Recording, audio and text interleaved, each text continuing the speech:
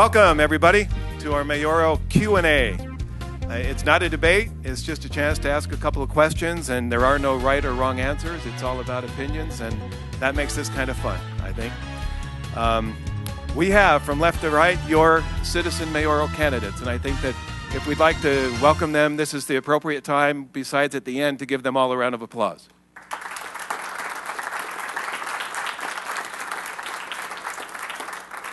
And we'd like to welcome you, Mr. Johnny Ballard, Mike Caldwell, Jason Goddard, Neil Hansen, Brandon Stevenson, John Thompson, Susie Van Hoosier, and Mr. Van Wagner.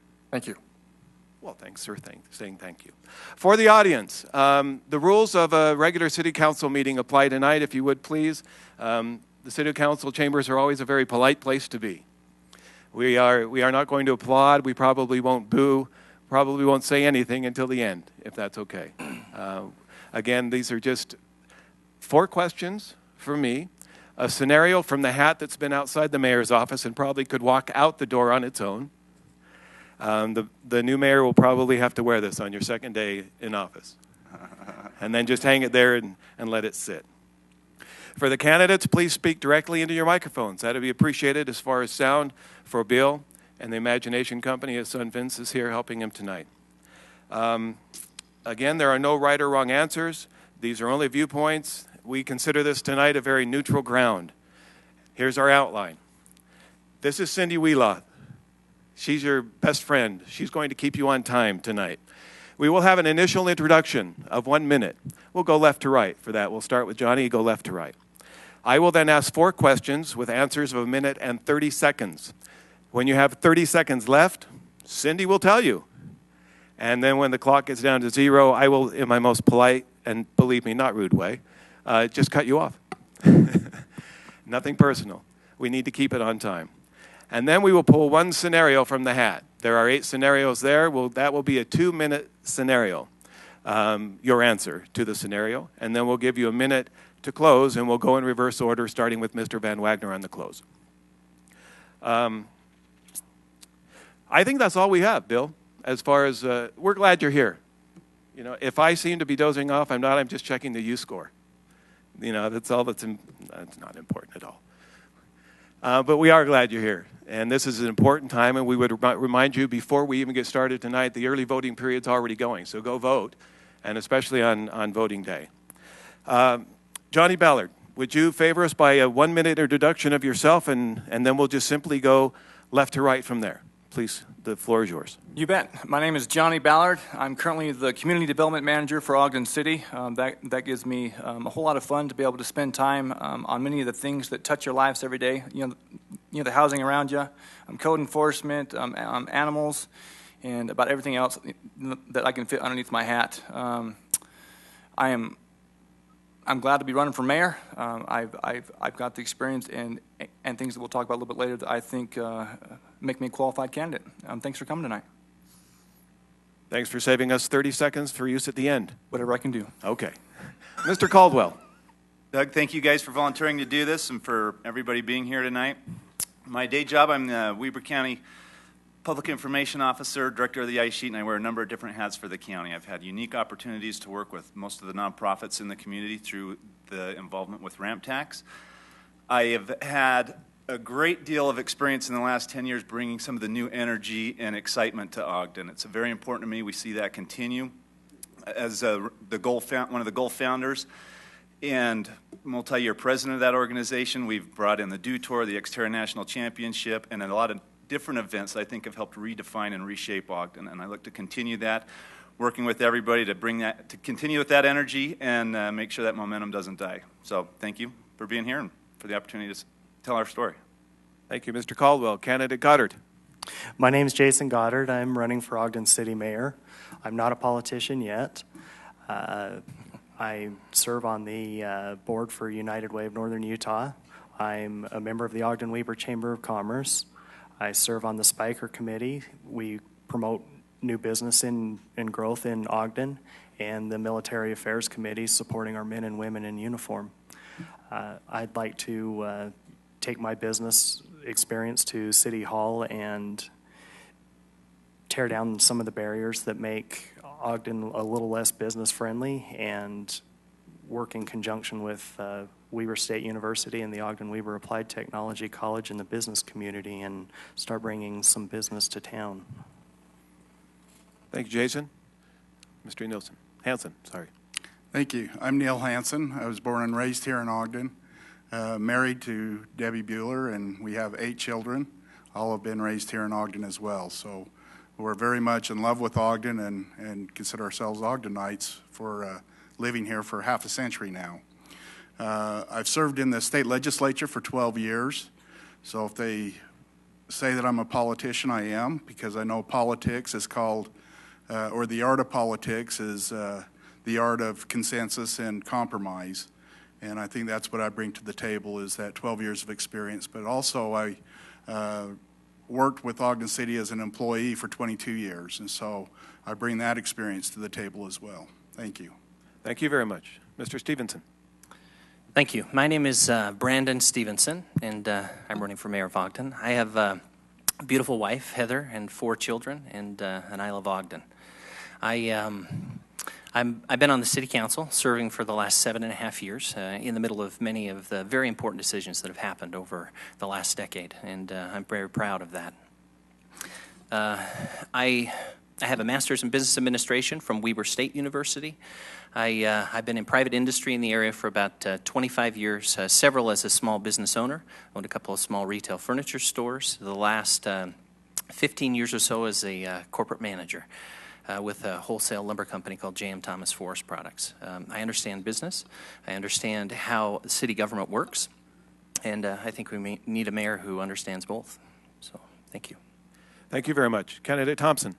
Thank you. Good evening, all. Thanks for coming tonight. I am John Thompson, born in New York, grew up in Jersey, moved out here about 12, up to, 3 months in Brigham City, and then down here in 1961, a house on 24th Street, where I bought from my parents, and I still live there. I was gone for a couple of years in the world's finest gun club, United States Marine Corps.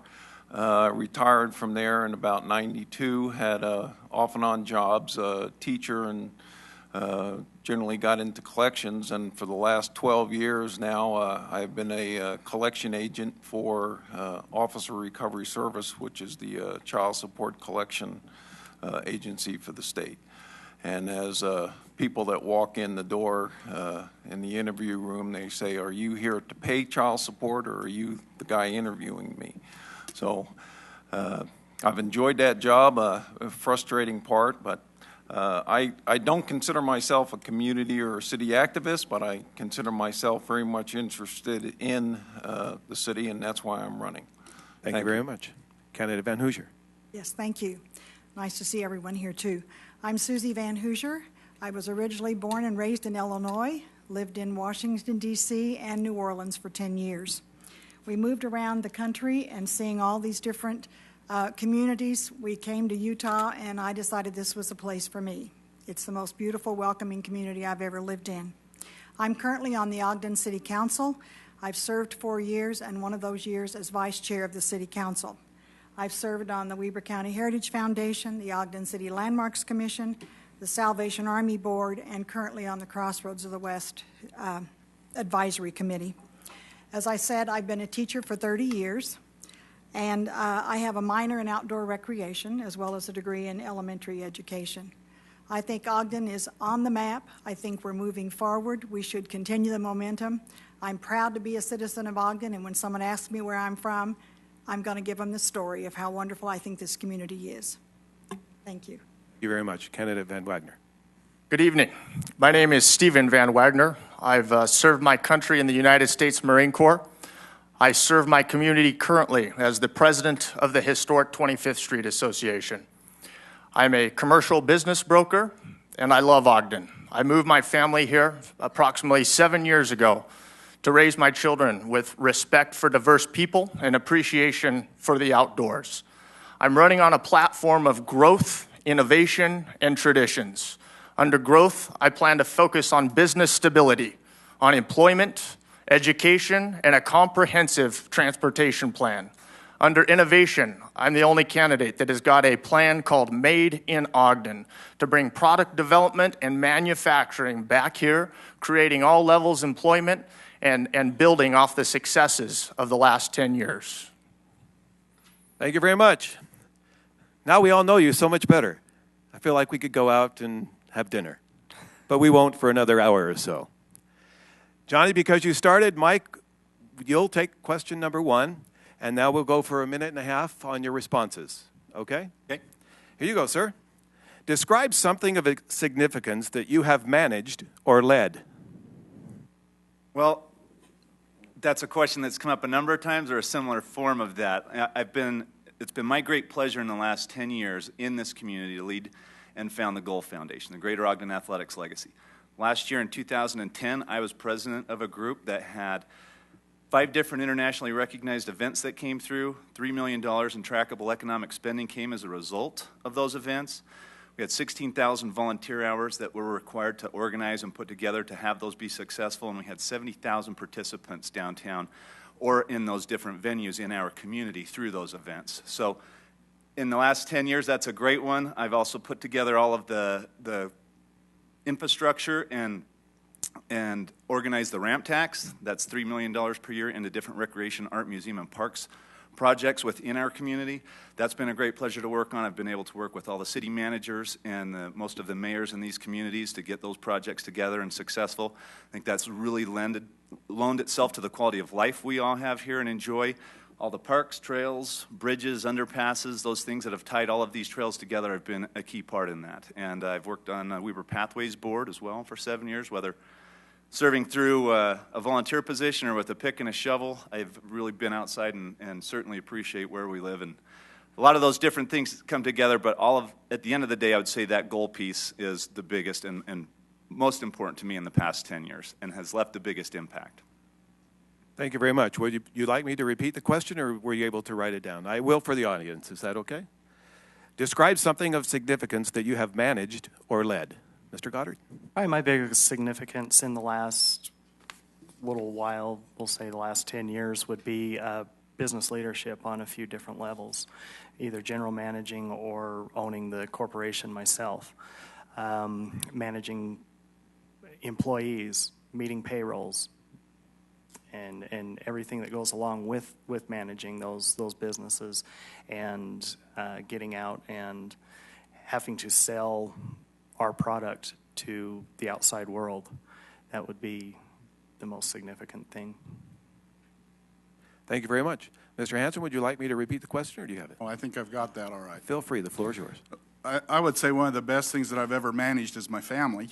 Having 8 children has given me an opportunity to know the pros and cons of personalities and being able to work with that. But more importantly, when I worked for Ogden City, I was the Employee Association President for the Ogden City Employees Association for 6 years, in which I negotiated our wages and benefits with the city employees and the city management.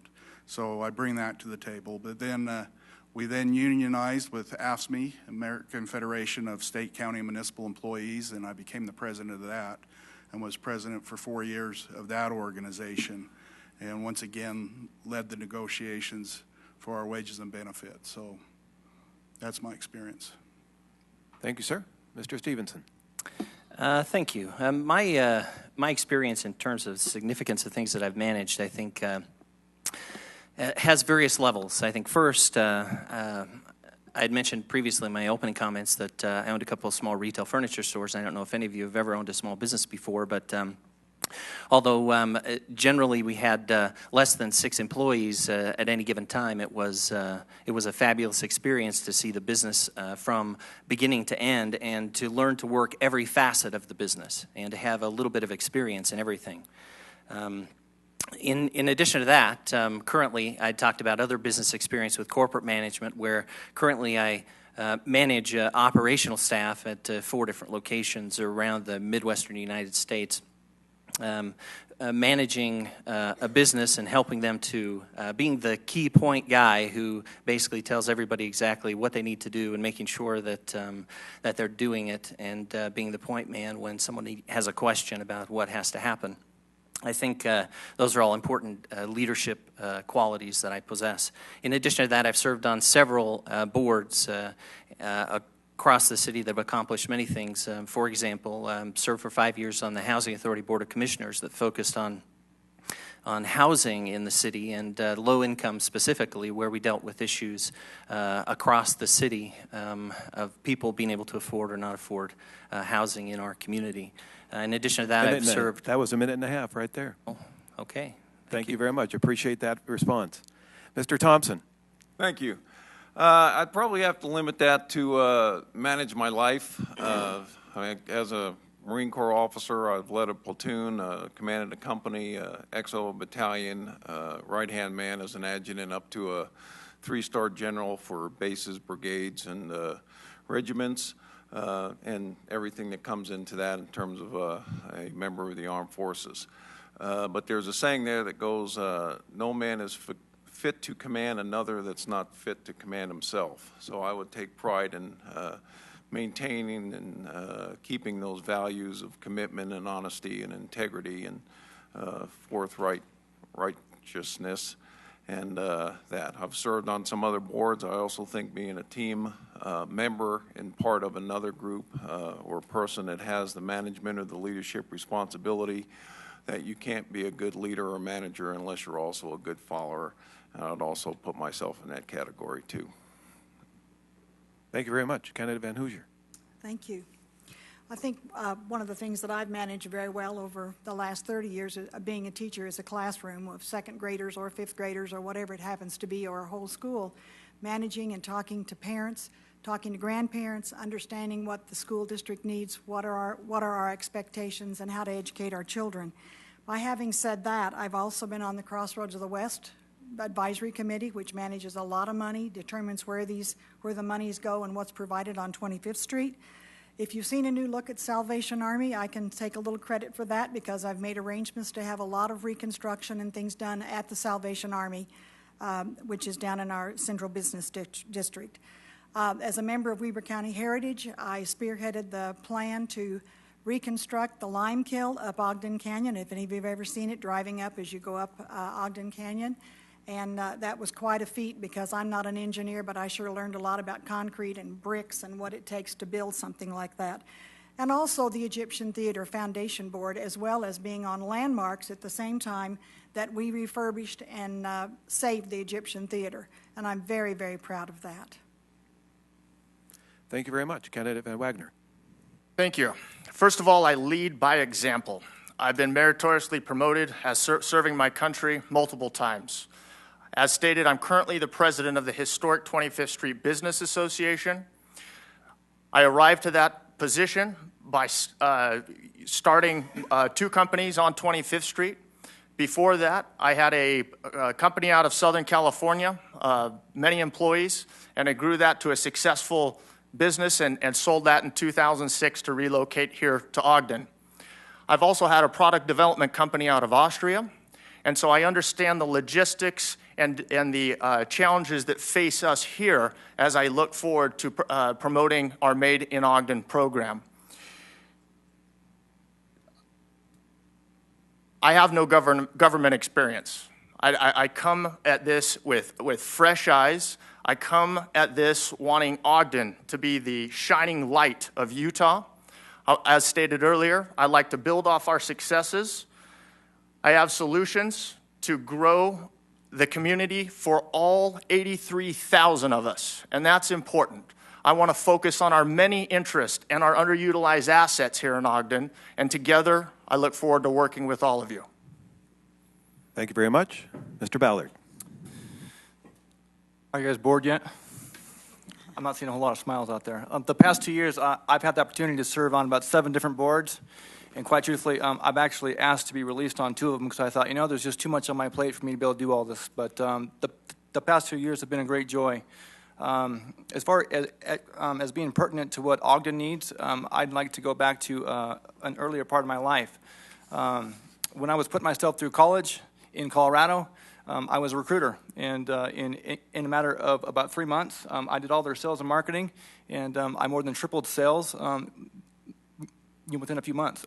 Okay, so what does that mean? I put thousands of people to work. I landed the Pfizer account and many other large accounts, and I did that by sitting down toe to toe and talking with CEOs and project managers and taking care of that. That was going extremely well, and then the owner died of cancer, and I came to a point where I was finishing up school and I was in my early 20s, and I thought I need to do something, and so I threw on my suit and I went and rounded up several $1 million, and I started doing a lot of real estate, and that led to several large deals, that dealt with land, that was inside the city as well as the county, and we did several very large projects that brought in a lot of work and filled empty buildings, and so that's a very big thing for a community that is dealing with empty buildings. Thank you very much. Mr. Goddard, we will start with you on the second question. How do you plan to generate new revenues for Ogden City?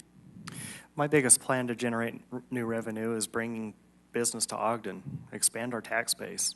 That's definitely something that is paramount in expanding revenue.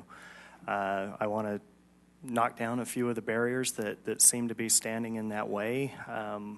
Definitely, we can't blame the city employees. They're just doing their job in enforcing the rules and regulations by previous administrations, but I also want to work, as I said before, with Weber State University, the Ogden Weber Applied Technology College, and the business leaders of the community, and come together in a forum that we can get some ideas to bring business to Ogden.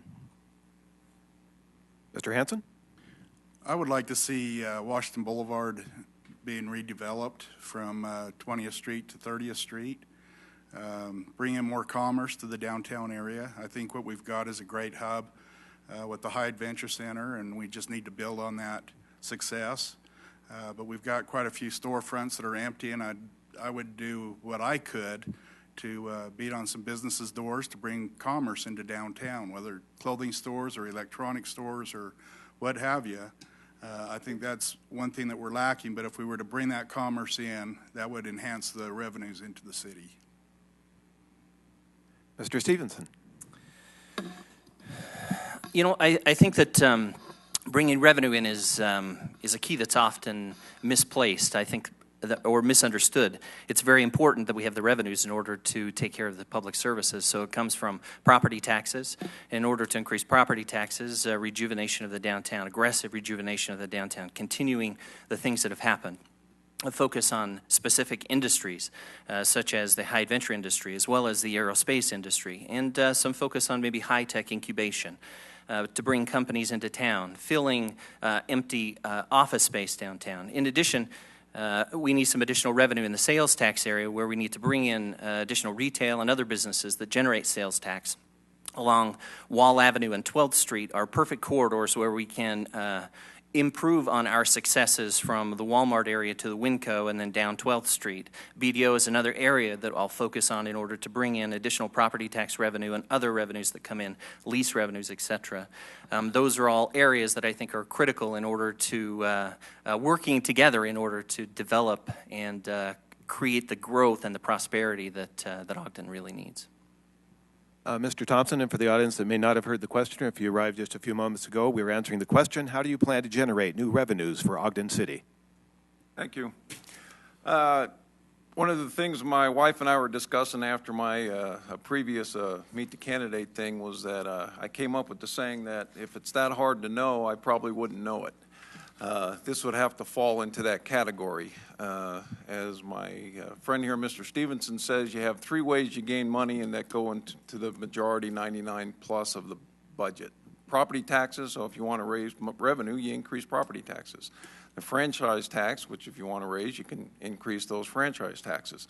And then the other one where we try to get most of the money, as I understand it, is from the sales tax. So in doing that, yes, that's an economic issue, and how you get people more to come downtown within the city limits anywhere within the city and buy stuff so you get whatever that share is of 6%. I don't know that, but part of my platform is that really I'm not really the one that should know that. Those ideas to me should be coming from the people that live in Ogden, the 83,000 or so, and more so if they don't have the ideas, then that's what you're going to elect these people for in a couple of months, that the 7 that sit up here. Those are the ones that are paid to do that, to come up with the decision. As I've said here, a council or legislative body is the ideas people. The mayor is the action guy. So when they determine how they want to do that, then they turn it over to me, and it's my job to execute that and implement whatever those programs are, whether it's giving tax breaks on property taxes and fees for somebody to move here, and then you're going to hopefully benefit with the taxes. Thank you. Thank you very much. Candidate Van Hoosier. Thank you. I think we really need to kind of readjust our focus. So far, we've been spending all of our time and energy downtown in the Junction. I'd like to see us look more toward Wall Avenue. I think we have TOD opportunities, transient development opportunities, that would mean that we could have new jobs right now. By cleaning up the areas that we want to put big box stores, this would also enhance bringing people in off of 24th Street. 24th Street from 20th to 25th Street, because our main downtown right now, where we have the energy, is on 25th Street. I think lastly that, we can bring in, when we do this cleanup, we can do jobs right away, and not only jobs, but we can also encourage our citizens to want to live and be in Ogden.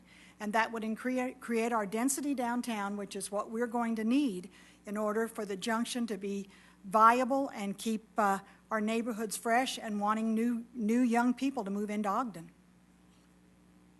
Thank you very much. Candidate Van Wagner. Thank you. In order to expand our revenue base in Ogden, we need further business expansion. We've got many underutilized business clusters, such as 24th and Monroe. If we focus on those additional business clusters, it attracts business to Ogden.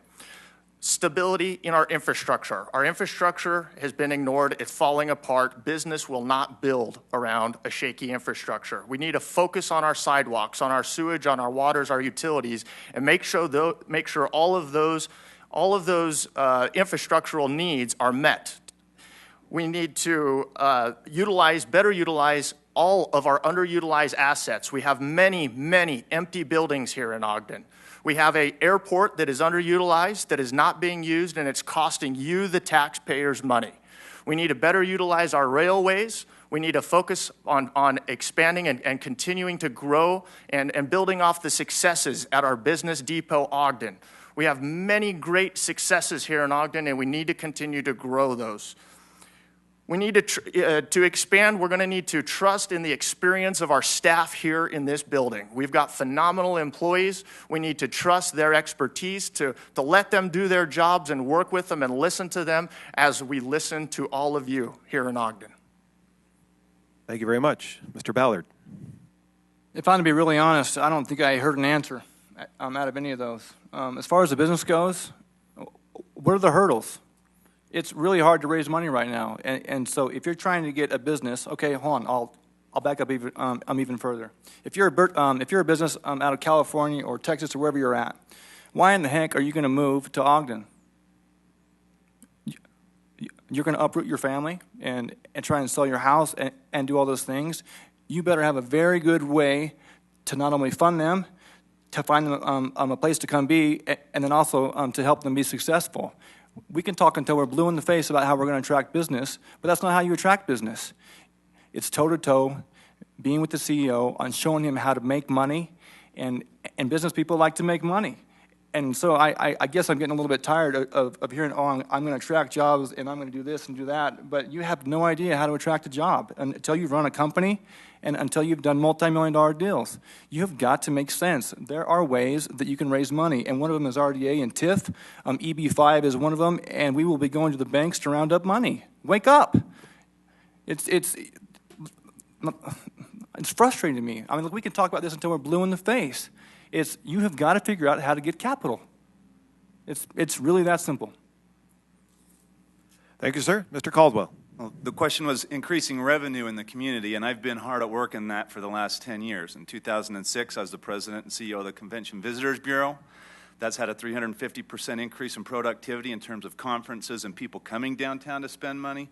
As I mentioned just last year with the Goal Foundation, we were able to track $3 million in spending, direct revenue that's come into the downtown area over the past year. So I've been hard at work at that. I was part of the mayor's team that went and recruited Amer Sports when they came in. The quality of life we have here is very, very difficult to duplicate anywhere else. You show them what we have, the highlights that we have, these rivers, trails, mountains, everything else. It's a story that can sell itself. You can still buy a $150,000, $200,000 craftsman bungalow that you can't get anywhere else. Some owner-occupied neighborhoods, people that take pride in place and will plant roots there, will increase property values, which I believe will also increase the revenue for Ogden City and increase the tax rolls without raising property tax on people. So the two areas of focus right there I think would be critical in getting us to the next level. Business recruitment is vital. They've put together a fantastic economic development team here. They need our support and energy to continue that. But there are a number of other assets we've been hard at work at that have moved the meter and brought in a significant amount of revenue in the last, really, 6 years. Thank you, sir. Mr. Hanson, you get the next question first. Okay. What specific things will you do as mayor to reduce crime and improve our neighborhoods? I think the number one thing that we need to do is focus on our infrastructure for Ogden City. When we look at the neighborhoods and people that are not utilizing the sidewalks or not utilizing the parks and the different walkways in the city, I think there's somewhat of a misnomer, if you will, of people that think that Ogden is scary or, it's a bad place to be, but it's not. It's just on the contrary of that. People are friendly here. I remember growing up that I knew everybody that lived in a house for about a 10-block radius. And, we need to get back to that, of being good neighbors. I think to curtail crime, we need to fully staff our police department. I know our police chief has said on many occasions that he's never had a complete and full staff in his police department. They're usually 5 to 10 people short. I think that would help deter crime. Have our police officers actually get out and walk a beat once in a while. Get to know the citizens of Ogden on a face-to-face basis. I think that would help deter crime as well. Thank you, sir. Mr. Stevenson. Yes, thank you. I think that the first thing that we need to do is continue to aggressively enforce the law. In terms of gangs and those difficult things to deal with, enforcement is our best priority. In addition to that, I think probably the next thing on my list that I think is very important is that creating a better community connection between our police department and our citizens, the community itself. And I think that can be done by reassessing priorities within the department to increase the number of police officers that are serving as community policing officers and allowing those community policing officers to have smaller service areas in the city where they can increase the service levels by connecting with citizens and dealing with those issues and problems that are in our neighborhoods, like drug houses and bad landlords. Those are serious issues we need to deal with. In addition to that, I think that the police force needs to have the equipment to do the job, and so we need to make sure that their equipment works better than the criminals' equipment, and I think that's very important. In addition to that, I think a continued focus on technology to give us an advantage, to give our officers an advantage, like the crime center that Chief Greiner's currently dealing with. It's an information-related thing. Giving us more information gives us power, gives us an edge, and I think those are probably the most critical things that we need to do in order to improve and decrease crime. Thank you, sir. Candidate Thompson. Thank you. One of the, to me, primary responsibilities or duties of any executive is the safety of whatever he's in charge of keeping safe. On that basis, and not being sure I have the same definition of crime as was posed in the question, I would first ask to see what are we talking about. Are we talking about felonies? We're talking about misdemeanors, jaywalking, whatever, juvenile crime. I believe in the broken window syndrome, that you stop it as early as you can possible and try not to let it escalate. So based on that and where those crimes are happening, I would pursue that with, of course, the chief of police that should have that expertise and historical knowledge on how we want to fight that, reduce it, ideally prevent it in the first place, and then for those accused, have the full prosecution of the law in terms of for that individual as well as to try to deter it from happening again by others. Thank you. Thank you. Once it's more to repeat the question for candidate Van Hoosier. What specific things will you do as mayor to reduce crime and improve neighborhoods? Thank you.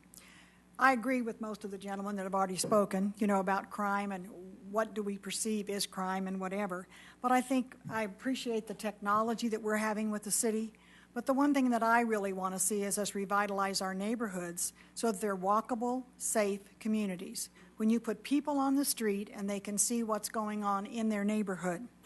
This would naturally, in my opinion, it would reduce the crime level which I don't think we have a great issue with now, but also by putting more people on the street and in our neighborhoods, this helps increase our property values, which also in turn would let us have more police on the street.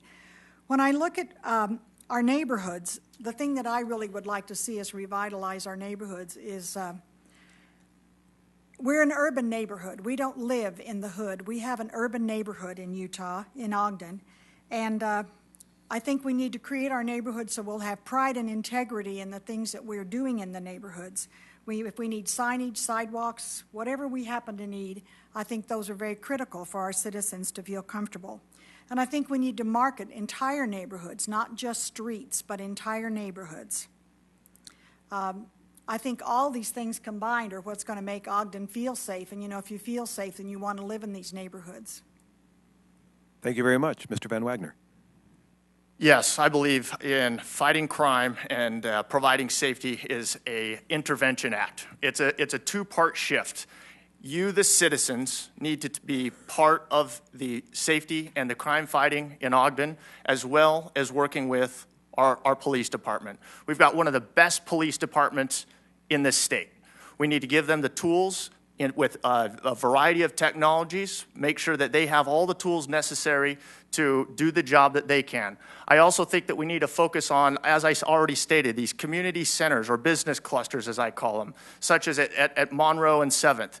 You take little business centers, and it's nothing new. It's things that are already, we just duplicate, such as down at 9th and 9th or Sugar House. We've got many, many examples to use and build off of. We need to build pride back in our neighborhoods. We need to crack down on absentee landlords. We need to build off of the success of over the last 10 years where we've implemented the Good Landlord Program. We need to take a close look at the Good Landlord Program, make sure that's intact, and see if there's anything that needs to be updated and changed. We've got many successes there. Policing programs, working with our community. There's a gentleman sitting right here who works his tail off. He's part of CERT. He's a community policing and action group that makes a difference here in Ogden. And we need to make sure this gentleman, along with all the others that I've talked to here in Ogden, have the ability to get in contact with an officer. What's his name? This gentleman right here, I'm sorry, I don't know your name. Please stand up and introduce yourself. James Carroll. Thanks, James, for what you do. And thanks for being here tonight. Thank you, James. Mr. Ballard, crime, our neighborhoods. I think categorically, that we all want the crime to go down. There have been huge leaps and bounds in that direction, and I think we're headed in the right direction. All of us have said, it'd be great to have more boots on the ground and more cop cars in neighborhoods. It all circles back to the buck, doesn't it?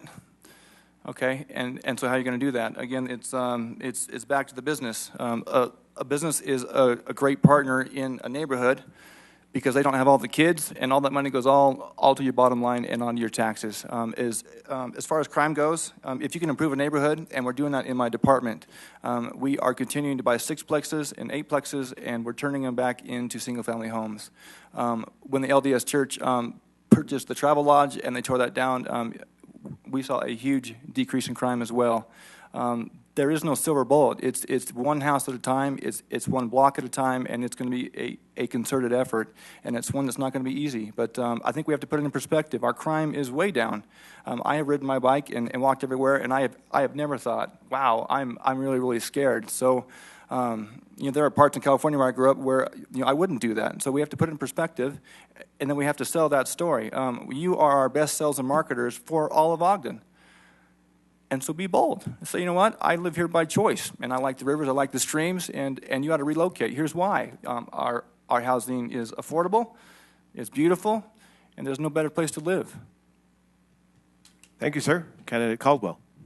I see that as being three-pointed. I see it as being taking advantage of the technology we have. I toured that real-time crime center with Chief Greiner. I got an idea of how those databases integrate, what they do with Google Maps, and a whole bunch of other programs will provide much faster response, and it will provide a much safer response for officers. That has been functional now for about 4.5 weeks, and as they work through the tools and learn how to leverage those, I think that's going to be a fantastic tool for proactive policing and getting in front of crimes before they're committed.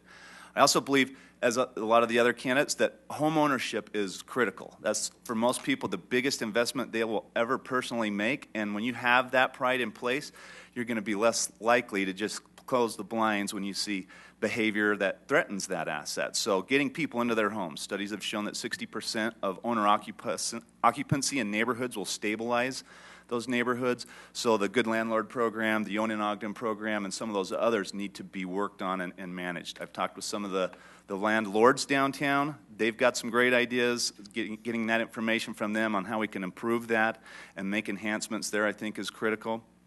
And then I think it's much more effective to raise decent kids than it is to fix broken adults.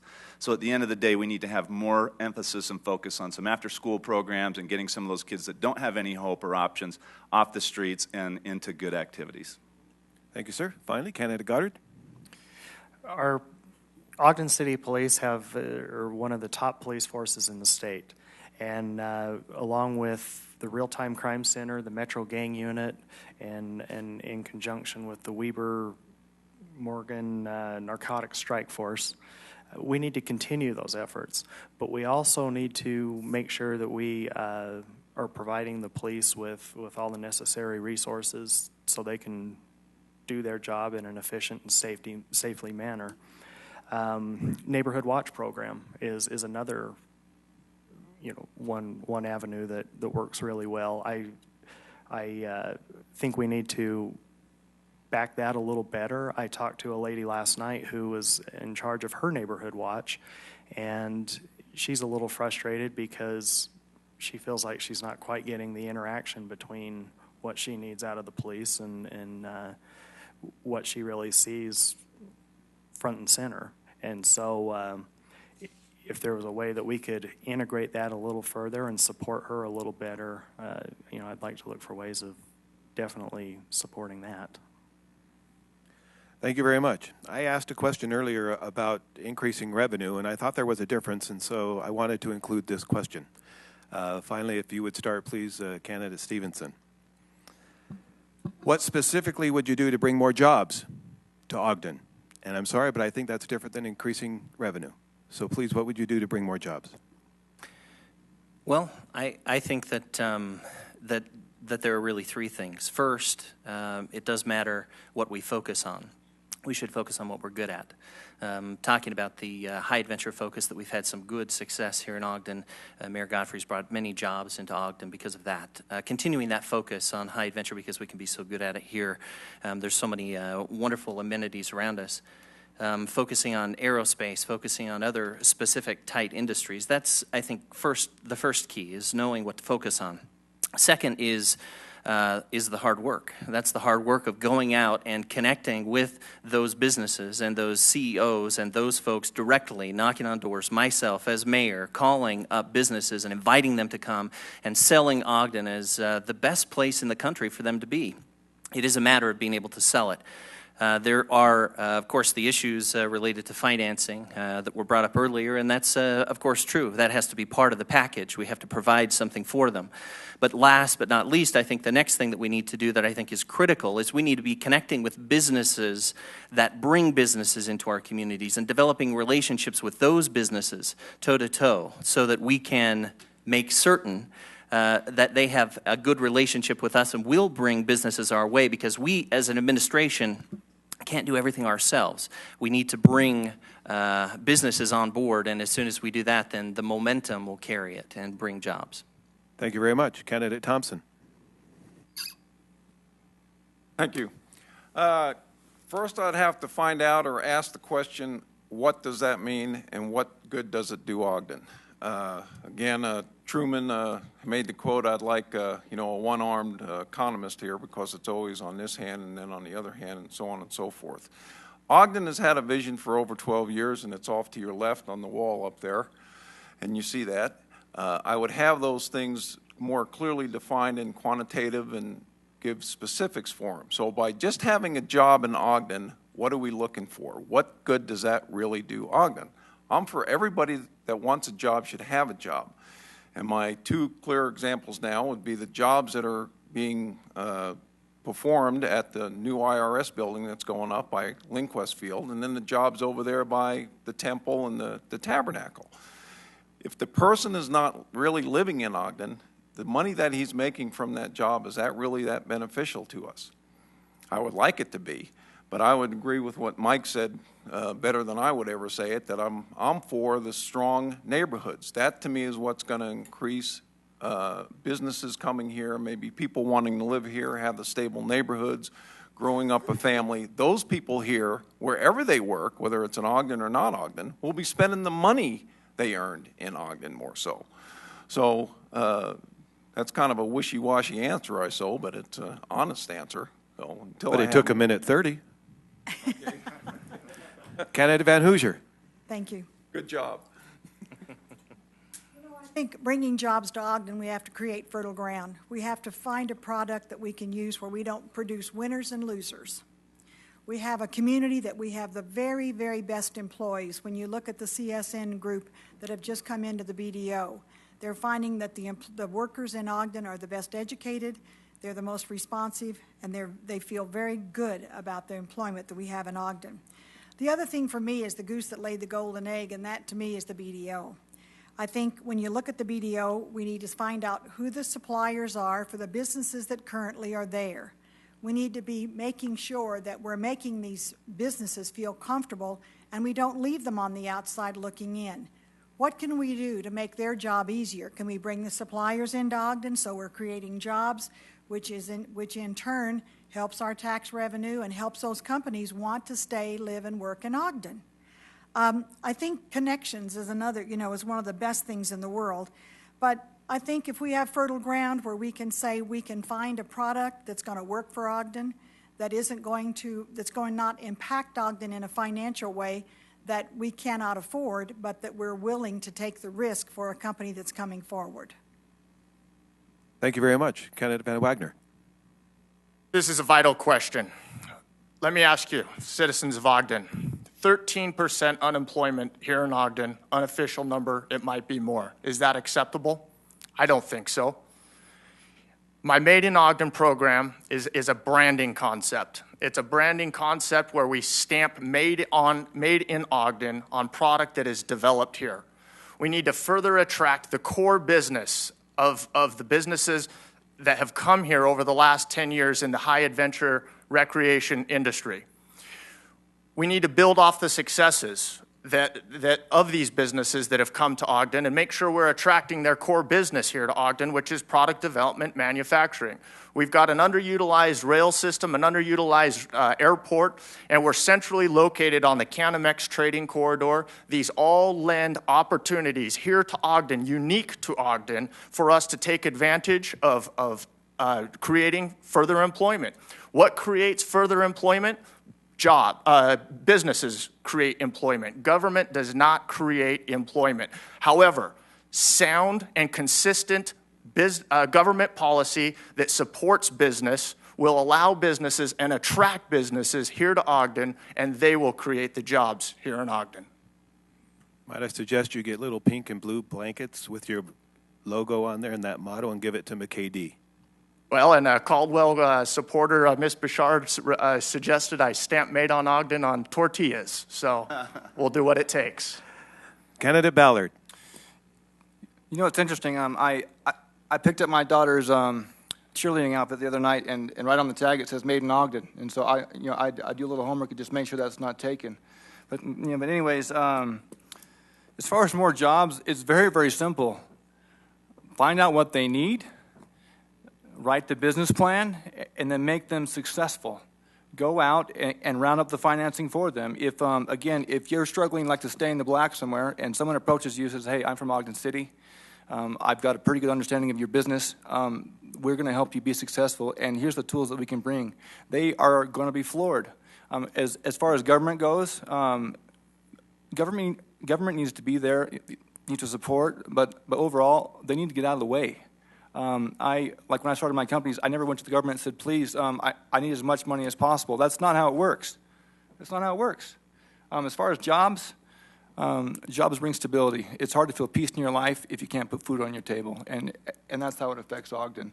But you're always waving that sign at me.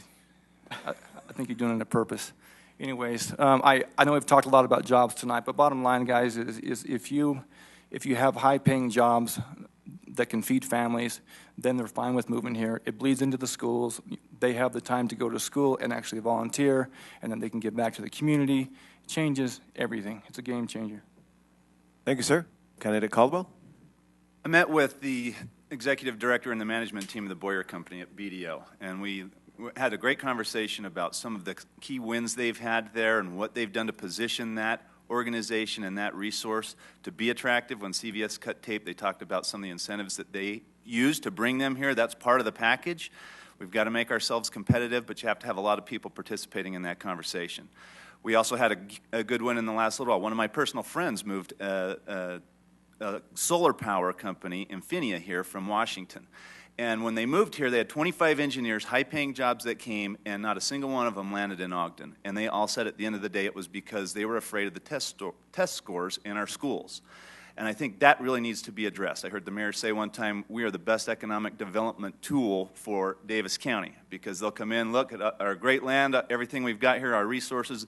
It is the place to live, work, and play. But when it came to the test scores, a lot of those key executives decided they were going to find something else. I've been part of a parent group that has worked hard in the last 4 years to bring the International Baccalaureate program to Ogden High School and to address some of that, but I think it needs continued attention if you want those high-paying jobs and executives to bring their companies here and to stay here. Thank you, sir. Mr. Goddard. I feel real strongly. I've watched my grandfather work hard in creating the Goddard School of Business, and here we graduate kids or these students that go elsewhere. And wouldn't it be nice to keep those students here, or when they do go out in the workforce and their companies are looking to relocate, wouldn't it be nice as our greatest ambassadors to have them say, we need to come back to Ogden where I was educated, and start looking at the whole realm of what we have to offer. We are more than a one-horse town. Mayor Godfrey's done a wonderful job with the outdoor recreation, but there's no reason why we can't bring, I think as Brandon's mentioned, aerospace firms, or we've got tooling manufacturers, industry. There's so much happening at the Falcon Hill development there at Hill Air Force Base and the Westgate project. There's so much opportunity that there's not any reason we can't take advantage of that. And as Mike mentioned, our school test scores are one strike against us, and that involves another discussion, but we definitely need to, as a community, work on that and turn that around as well. Thank you, sir. Mr. Hanson. I'm going to try and take this down maybe 3 different roads in 30 seconds or less on each one. On Wednesday night, we're going to watch our President of the United States unveil his jobs program. I'm going to be very intently watching to see what he's going to come up with and then see how Congress deals with that. But with my experience of working not only with the city but also with the state, I would like to get the state's economic development director involved in helping bring jobs into Ogden. I've watched many businesses go to Sandy, Draper, Murray, instead of coming up north. So I would work very diligently in doing that. I've also watched over the years Nordstrom and Salt Lake when they wanted to move from downtown to Gateway, and they were ready to leave Salt Lake altogether. If I were the mayor, I would be beating on that door saying, come up to Ogden. Nordstrom's used to be here in Ogden. It's time to return to Ogden. It's the same way with J.C. Penney's when they opened up in Riverdale. I would have been beating on their door saying, come back to Ogden, be an anchor tenant in our junction over here. Those are the things that I would like to do as mayor, is to represent the city of Ogden, but more importantly, represent the citizens in bringing that economic development back into Ogden, which is going to create jobs for everyone here in this community. Thank you, sir. It's time to go to the hat. We have 8 scenarios in this hat. Cindy's going to let first Mr. Thompson just choose one. You can read that. By the time she gets over here, if you'll tell me which number you chose, I will read it so the audience knows what scenario you are going to tackle right now, and then we'll let Cindy get situated before we start a 2-minute time. Thank you. What number do you have there, John? 8. 8. Someone offers to donate the construction costs for a new swimming pool for the city, but it will require $250,000 of annual subsidy from taxpayers to operate it. Would you accept the donation or not? Why or why not? I would not. I'm assuming now I'm the mayor and that's being brought to me. My position is, again, that the mayor is the guy to get things done. If somebody wants to make a proposal like that, that decision dealing with taxes is clearly and by duty a job and a decision of the council. If they want to do that and then therefore allocate the $250,000 all up front and in the open, I would have no trouble with going ahead and building the pool or the new swimming pool. If the council does not want to do that, guess that's my job saying thank you very much, but either we think it's inappropriate or to the fact that we don't have the $250,000 to match it. That kind of scenario to me is no different than when we apply for federal grants. Usually all the grants we apply for, whether it's 50-50 or 80-20, it's the same type of deal. So I again, wouldn't have trouble taking it, but that proposal goes and is referred back to the council where it should have started in the first place. Thank you. You all get to think about the scenarios, but none is the same. That makes it fun.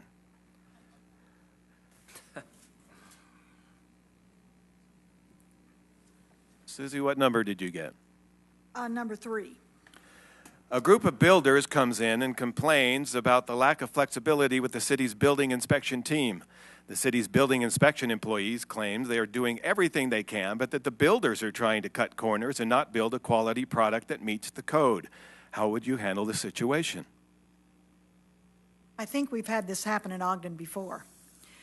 The one thing that I would like to be sure as mayor is that we do accept quality projects, that we have, when people come knocking on their door and they have their hands out and they want some kind of a subsidy from the city, that we make sure that the product that they're bringing to us not only is quality, but is it something we really want in Ogden.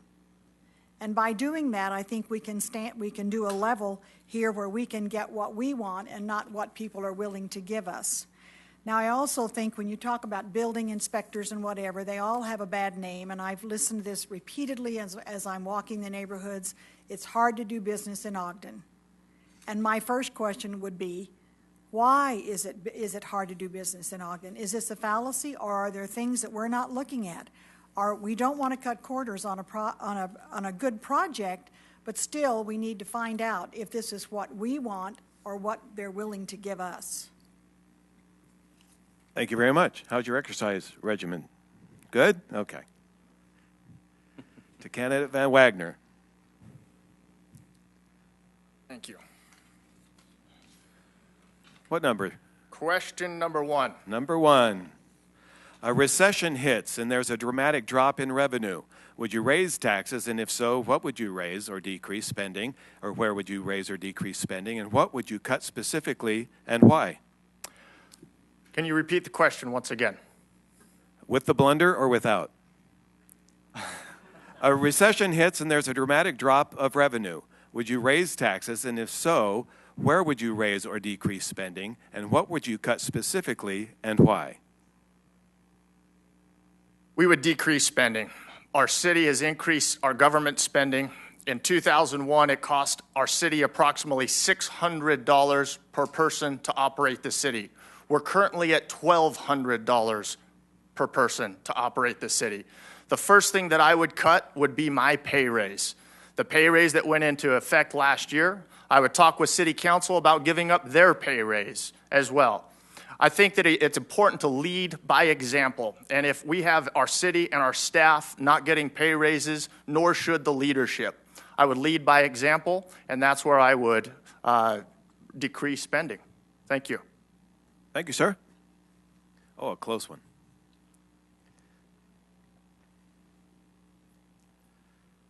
What number, Mr. Ballard? 54. I don't have that many. I don't have that. It's actually number 6. I can't think of that many scenarios. The police chief brings you a proposal to reduce theft by 25% and has the money to do it. The proposal is controversial, however, especially with the media. Would you give the chief a green light to move forward or not? Why or why not? I think any time that you're dealing with professionals who spend their day-to-day in exactly what they do best at, why wouldn't you take a hard look at that proposal and then figure out how to best help them? And so if he could come to me and say, hey, it's 25% less in theft, it's a little bit controversial, but it's going to help, I'll take the heat in the media. That's fine. If I can give my residents and homeowners a safer place to live, it's a good thing. As I've been knocking doors, there's been a lot of people who have said, I've had a car broken into, or I've had a flat screen. So yes, I would say go for it and give me the details, so I can do the PR as best I can, and let's make this place a safer place. Thanks, sir. Scenario for candidate Caldwell. Number 5. Number 5. We haven't heard anything about this. City golf courses are losing $750,000 a year, and you're facing and not giving employees a raise for the 3rd year in a row. What do you do to fix that problem? City golf courses, that's something that's certainly been front of mind for a lot of people. I think those are critical open space areas that really help to define our community. If 750,000 to close them all down, is that realistic? I don't believe that's realistic at all. I think you need to have a good aggressive team up there doing everything they can and communicating everything that they are doing to close that revenue gap. Our parks and open space typically don't turn out as revenue generators. I think you need to set a firm limit on where you're comfortable, and if you did have to close one and have a season of suspended play, I think that's certainly something you'd look at. 3 years of not giving your key employees raises, though, everybody's going to wear that together, including the executive staff. So I think diluting that and keeping some of your key areas open and those options open would be critical. So that's a hard question. I know that's something that the administration's grappled with right now, but I believe that those open spaces are very vital to our definition in this community. And if it's still a recession, everybody keeps their belt tight. I know that Weber County hasn't had that option for a while, and most of the school boards and the employees, everybody's wearing that right now. So, thank you.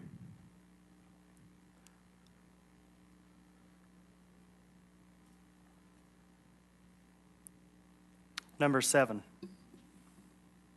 You receive a one-time grant that can either be used to buy new playground equipment or to recruit 100 high-paying jobs in town. Which do you do and why? That's a good question. Why, thank you. I'm going to have to say, I mean, you'd have to just take a stance on it, and I'm pound my staff in the ground that we need jobs. And if they're 100 high-paying jobs, I believe that if we can bring those high-paying jobs here, we could expand our tax base and probably address the playground equipment down the road. Thank you. We have a great opportunity for a fun little Hershey's and Nikes get-together here in about a month, and we'll talk about new playgrounds, and it'll be kind of fun. Number 4, Doug. The City Council approves a new program that will cost citizens $60 per family per year, and you don't believe citizens want it. You've met with the council, but they won't budge on the issue. What do you do? put it right back on the council's shoulders. You know, there'd have to be more specifics of what the $60 per family would actually be buying for the people, but it really comes down to, does this serve the needs of health, safety, and welfare of what government's supposed to be doing? And I think that's what I would be looking at. But more importantly, as mayor and as a council, we've got to work together. So I would want to find out why they're not willing to budge and see if we can't come to some kind of consensus to, you know, is this something that every family in the community can afford of $60 per year? For some of our families in this town, that means groceries for maybe 2 weeks. So to me, I'd have to get with the council and see what the consensus is, maybe make a compromise, and then go from there. Thank you. Would you like to choose your paper, or would you just like me to read number 2? No, I kind of want to choose it. You can put it in your journal. Better, I can look at it then. Okay. Number 2, right? Yes, very good. Oh, surprise. Several downtown businesses are struggling to keep their doors open. What action would you take, if any, to help them? I do think it's critical that we help businesses to be successful in Ogden. So the first thing that I would need to do is I would need to connect with these businesses and find out their issues, why they're not making money, and I would do my best to try and help them. We offer incentives to bring new businesses into the community, but it's sometimes I think a lot harder to bring in a new business than it is to keep businesses that we have, and. If there are some systemic problems with the business itself, maybe there's nothing that the city can do, and I wouldn't be in favor of supporting a business that's on the dive because they can't manage themselves well. But if there's something that the city can do, in other words, change an ordinance or change parking or look at different parking options, I'd be very, very willing to look at those sorts of options. In order to improve, in order to keep those businesses here in our community. Thank you, and thank you for responses to the questions and the scenario. We appreciate that very much. I hope you found it kind of enjoying, so you didn't have to rebut anything anybody said. Finally, we come down to 1 minute apiece. Say almost whatever you want. It is a public station, 17. Comcast, we don't want them getting mad at us with the FCC or anything. But we'll start in reverse order. Candidate Van Wagner, if you would go first, take a minute, and a little closing argument. We'll end with Mr. Ballard. Excellent. Thank you, Doug. Thank you, Bill, Channel 17 and Ogden City for putting this together on behalf of the citizens of Ogden. As I stated, I'm running on the platform of growth, innovation, and traditions. Under growth, innovation, traditions, we're going to be focusing on our business stability, employment, infrastructure, sidewalks that are accessible to all ages and abilities. We'll be paying down city debt and ensuring these focuses and these programs are sustainable at the end of my 4-year tenure, and voter satisfaction will judge my job as mayor of Ogden City. On September 13th, remember, vote Van Wagner. Candidate Van Hoosier. Thank you. First of all, I'm a teacher, and I've had more than 2 decades of experience with historic preservation, including the restoration of 25th Street, the Egyptian Theater. And I've done all that as a volunteer, not as my job. I have a minor in outdoor recreation from Southern Illinois University, and I've taught at the Ogden Nature Center. I have 4 years' experience on the Ogden City Council and 1 year's experience in leadership as vice chair. I've seen Ogden through the eyes of the City Council and also through the Landmarks Commission as well as the Salvation Army Board. I'm a taxpayer of Ogden, and I've educated all my children in Ogden City schools. No other candidate that's available can lay claim to the knowledge and experience that I've accumulated over the 30-plus years that I've lived in Ogden. And that's why I feel like I'm qualified to be mayor of Ogden. Thank you very much. Candidate Thompson. Thank you. My position here is the same as usual, that we are not using the system the way it was intended. This setting is perfect for that. Separate, but separation of powers, checks and balances. There's a reason those 2 seats down there are lower than this table. The council is in charge. The mayor executes and implements those decisions that are made up here by these 7 people and you people out there. You let your needs and desires be known. They come up here with calm, deliberate study of that. They make the decision. 4 to 3 or more wins it. It goes to that gentleman or lady over there, and he or she now executes it.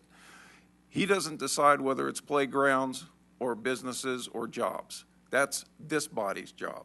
That's the way how I would run my administration and get the process back to the way it was intended to work. Thank you, sir. Thank you again for coming tonight. Stevenson.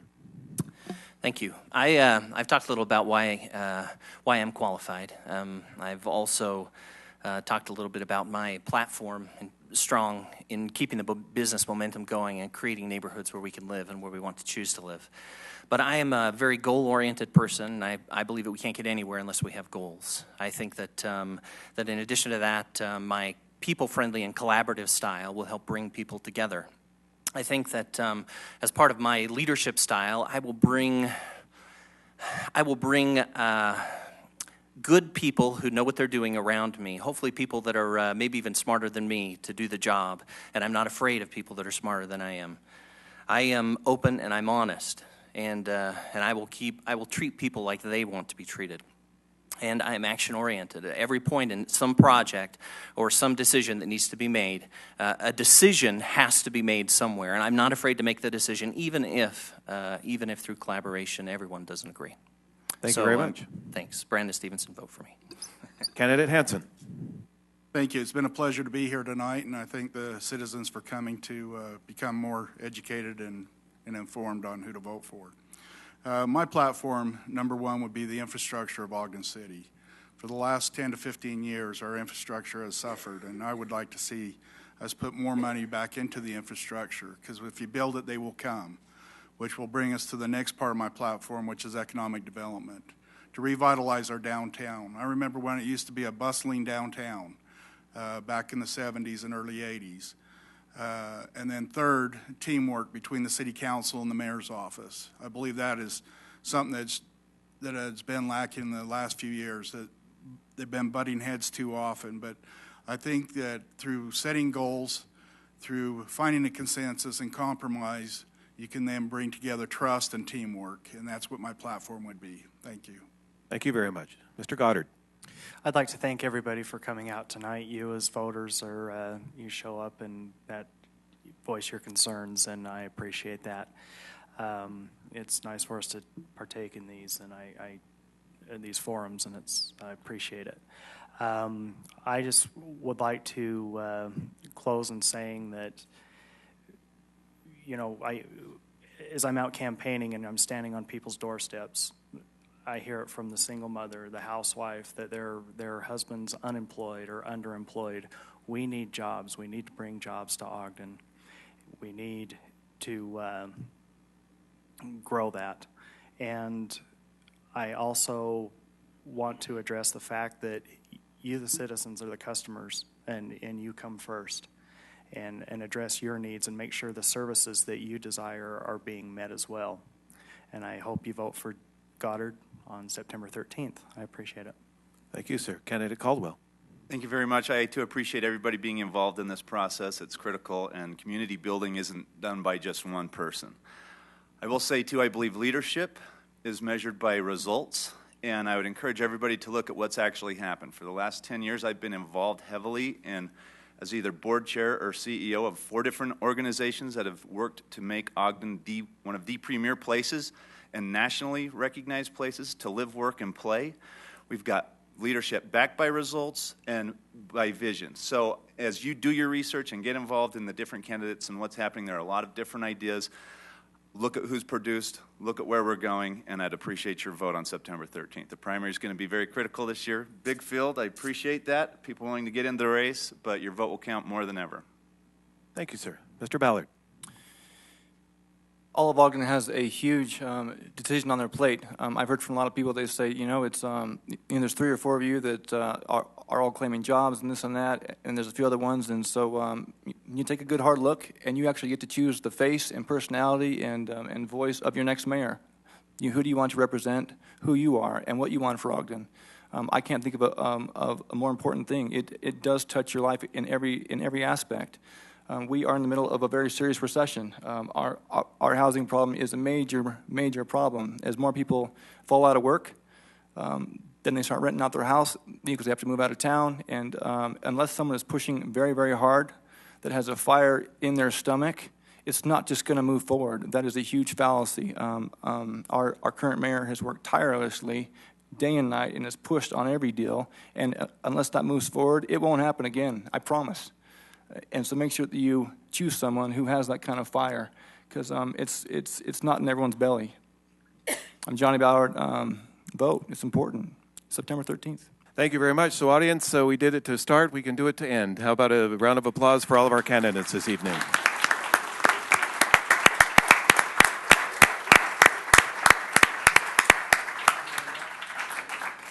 As we close tonight, obviously the goal and the challenge is to get out and make a difference. We do it as individuals, we do it as groups, and it starts with V. It's a four-letter word we love to use, right? Vote. We appreciate you watching. We appreciate the audience being here. We appreciate the citizen candidates taking part. Thanks to the Imagination Company for making this possible. Bill, your family, everybody else, have a very pleasant good evening.